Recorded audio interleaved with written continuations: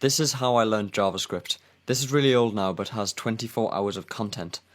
I'm going to cover about 5 out of the first 8 hours in the next 12 minutes because this is the bit that really teaches you the language. So JavaScript is a client-side scripting language. That means that when a user goes to a website, the web server will send an HTML file back to the user and it will include the JavaScript code. The user could look at this code if they want to. The user's browser then executes the code when it's processing the page. This is in contrast to a server-side language, which will not send the code to the user, but just the output of the code.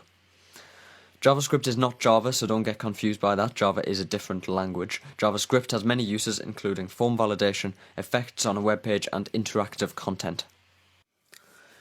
JavaScript is written inside of an HTML file, so let's make a really simple one. We're going to have the HTML5 doc type, the HTML tags, the head tags, the body tags, and I'll have a title tag. I'm going to save this file as JavaScript tutorial.html. It's important to remember the HTML or HTM file extension.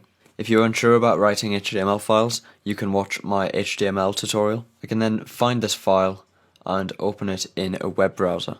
Obviously there's nothing to see yet. You put JavaScript inside of a script tag.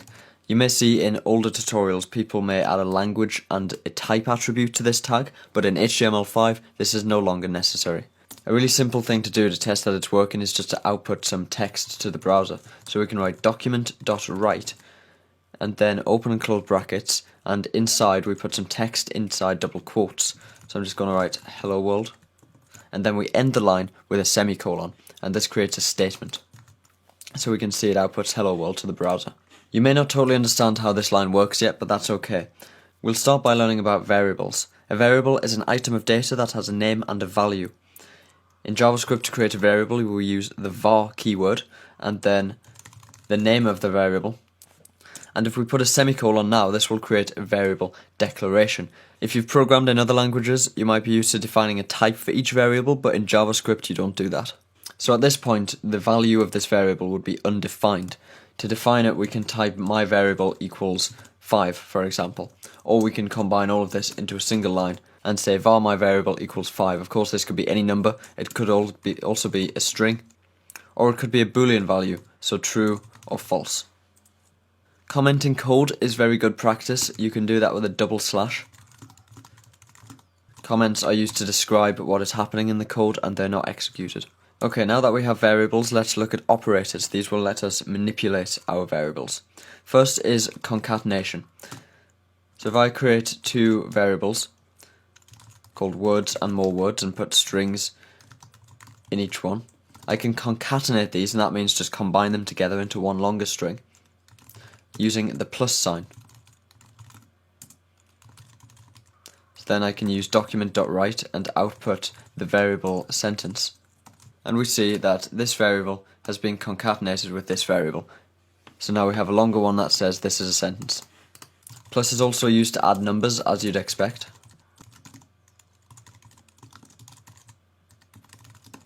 Document.write takes a string to output to the browser. Even though this is a number, JavaScript will handle the string conversion automatically. So we see that because these are numbers, it'll add them instead of concatenate them and output 8.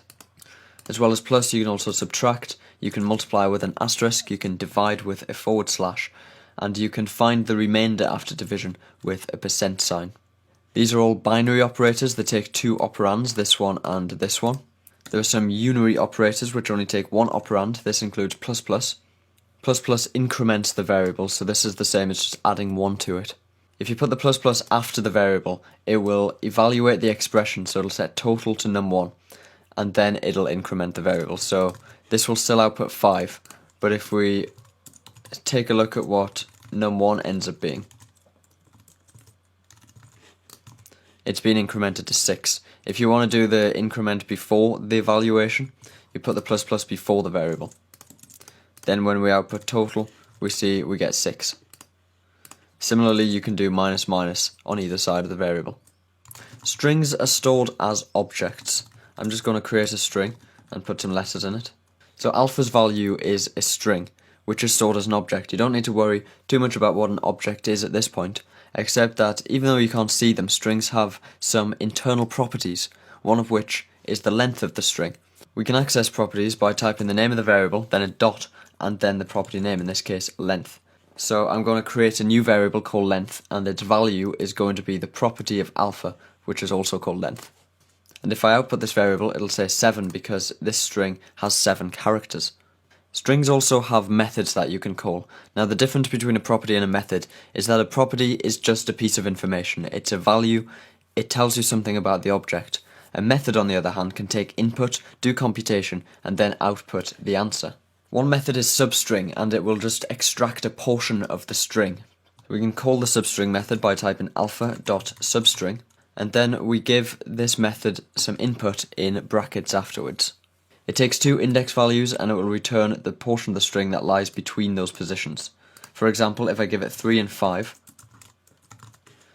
it will output DE because D is in position 3, and then it'll output E, which is in position 4, and then it'll stop before it gets to 5. It goes up to but does not include this number. Also note that A is at position 0. So if we output 0 to 5, we'll get A, B, C, D, E. There are, of course, more properties and methods for string values, but they all work in a very similar way. Next, arrays. Arrays hold many values in a single variable. They're useful when you want to loop through lots of items and do the same thing to each one. There are a few ways to create an array. We can use the new keyword. We want a new array with a capital A, and then in brackets we define the size of the array, so we can say we want an array that will hold 7 items. End the line with a semicolon, as always. This will create the array, and then we can put stuff into the array by using square bracket notation. So we could say at position 0, again it's 0 based, just like the characters in a string. We want to put the string cat. At position 1, we want to put dog. At position 2, we want to put the number 95. And we keep doing this up until position 6. This is the last one. Remember, we've got 7 items, but we're starting from 0. We could put true. Then we can read the values in the same way.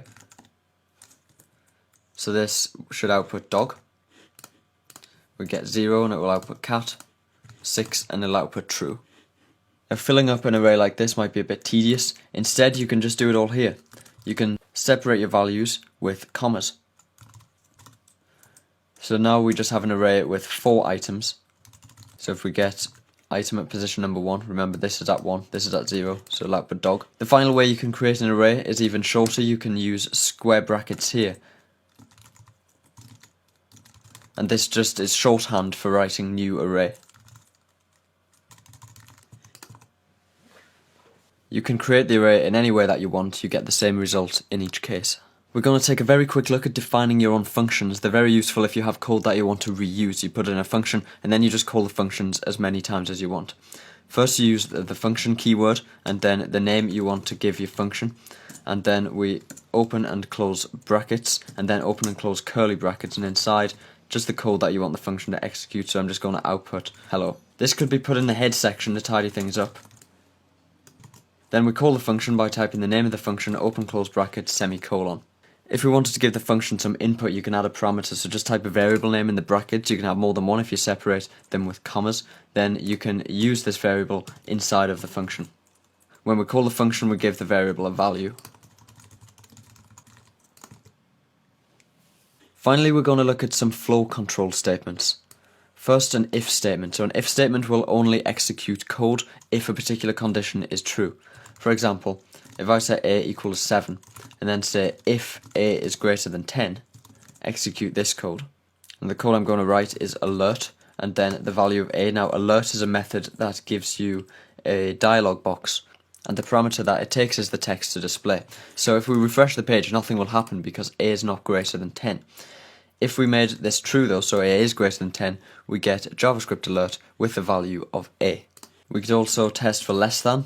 We could test for greater than or equal to, less than or equal to with a double equals sign, or not equal to with an exclamation mark and then a single equals. So we could use these last two for strings. So a is equal to Jake, so it will output Jake. If I make it not equal, it's case sensitive, it will not output anything. If you want, you can add else after the closing curly bracket, then open and close more curly brackets, and in here have some more code to execute if the condition is not true.